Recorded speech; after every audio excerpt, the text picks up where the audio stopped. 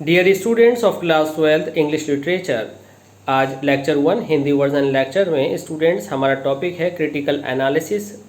और ये critical analysis based है from the passing of Arthur poem पर, और ये पोएम लिखी गई है एल्फ्रेड लॉर्ड टेनिसन के द्वारा। स्टूडेंट्स, क्रिटिकल एनालिसिस, जिसको आप साहित्यिक आलोचना भी कह सकते हैं, इसमें हम जानते हैं कि पोएम किस तरह की है, उसकी विषय वस्तु क्या है, उसकी language and style chosen by the poet क्या है, और पोएट किस तरह की विधा में, जेनरे में एक्सपर्ट थे। स्टूडेंट्स, मैं हूं एम रहमान और आप अटेंड कर रहे हैं और ऐसी classes of English language. Students, अपने सिलेबस के सभी लेक्चर्स को अटेंड करने के लिए और लेक्चर को सबसे पहले पाने के लिए प्लीज़ हमारे चैनल और ऐसी क्लासेस ऑफ इंग्लिश लैंग्वेज को सब्सक्राइब करना ना भूलें। और अगर आपको ये लेक्चर पसंद आते हैं तो प्लीज़ शेयर कीजिए, लाइक कीजिए एंड कमेंट कीजिए। आइए शुरू करते हैं critical analysis of the poem from the passing of Arthur that is composed bye Alfred Lord Tennyson. Students, about the poet के बारे में जानते हैं कि Alfred Lord Tennyson L Tennyson का जन्म लिंकनशायर इंग्लैंड में 6 अगस्त 1809 को हुआ। वह विक्टोरियन एज के रिप्रेजेंटेटिव पोएट कहे जाते हैं। उनकी पोएट्री उनके ऑप्टिमिज्म के लिए, उनके आशावाद के लिए प्रसिद्ध है। स्टूडेंट, जितनी भी ये literary terms English green colour में दी गई है, स्टूडेंट्स इसके लिए आप प्लीज़ हमारा लेक्चर नंबर 4 देखें, उसमें इन सारी टर्म्स को क्लियर कर दिया गया है। जैसे ऑप्टिमिज्म क्या होता है, विक्टोरियन एज क्या है, और ब्रिटिश पीरियड क्या है, पोएट लॉरिएट क्या होता है, और the last poem in this series collection of 12 poems जो ये आइडल्स ऑफ द किंग है, ये क्या है। ये पूरी डिटेल्स आपको हमारे अगले लेक्चर में सिंपली मिल जाएंगी। बैलेड क्या होता है, और नाइट कौन लोग थे, राउंड टेबल क्या है, रिच इमेजरी और डिस्क्रिप्शन क्या होता है, और आयम्बिक, पेंटामीटर और ब्लैंक वर्ड्स क्या होते हैं। इन सारी टेक्निकल टर्म्स को हम अगले लेक्चर में क्लियर करेंगे। आइए वापस आते हैं पॉइंट नंबर 4 पर। He was the first to be raised to a British period for his writing, और वह पहले ऐसे राइटर थे जो ब्रिटिश पीरियड के लिए जिन्होंने राइज किया। Tennyson was appointed to the position of the poet laureate. Students, Tennyson को पोएट लॉरिएट का खिताब मिला और वह इस उपाधि पर लगातार बने रहे अपनी अंतिम सांसों तक।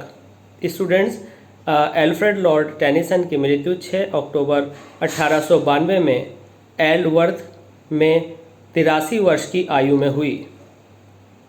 आइए अब जानते हैं अबाउट द पोएम के बारे में। From the passing of Arthur एक ऐसी पोएम है जो कि the idols of the king, जो कि 12 पोएमों की एक श्रृंखला है, में अंतिम कविता है। यह एक बैलेड है। स्टूडेंट्स, बैलेड जैसे कि अभी हमने बताया, आपको अगले लेक्चर में ये सारी टर्म्स क्लियर की जाएंगी। यह एक लॉन्ग नैरेटिव पोएम है।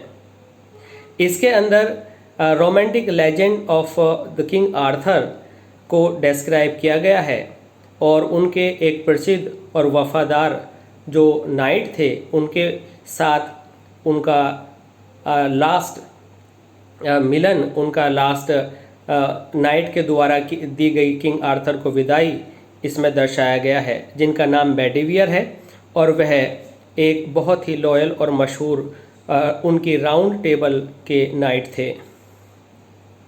स्टूडेंट्स, ये पोर्ट्रे करती है knight sir Bedivere who narrates the remaining moments. यह पोएम यह दर्शाती है कि जो सर बेडिवियर हैं, knight of the king Arthur हैं, जब किंग आर्थर उनसे विदा हो रहे थे तो बेडिवियर के डिस्क्रिप्शन में बेडिवियर अपनी उस अंतिम घड़ी को यहाँ पर दर्शाते हैं इस पोएम के through. He had shared with the king Arthur, अर्थात आर्थर के साथ जो उन्होंने अंतिम क्षण गुजारे वे इस पोएम में उनको बताते हैं, और किंग आर्थर उनसे क्या कहते हैं, इसका विविड डिस्क्रिप्शन इस पोएम में है।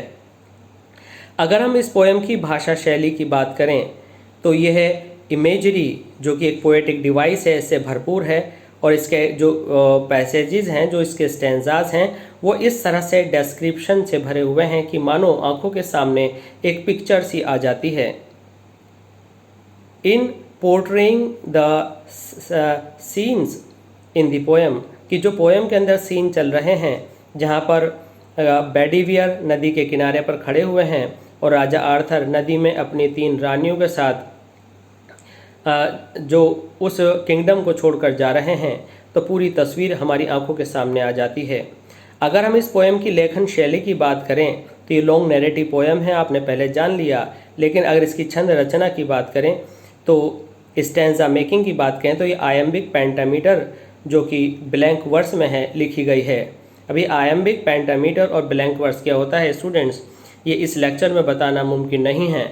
इन लिटरेरी टर्म्स की डिटेल्स और एक्सप्लेनेशन आपको लेक्चर 4 में दी जानी है, तो प्लीज़ लेक्चर 4 अटेंड करना ना भूलें।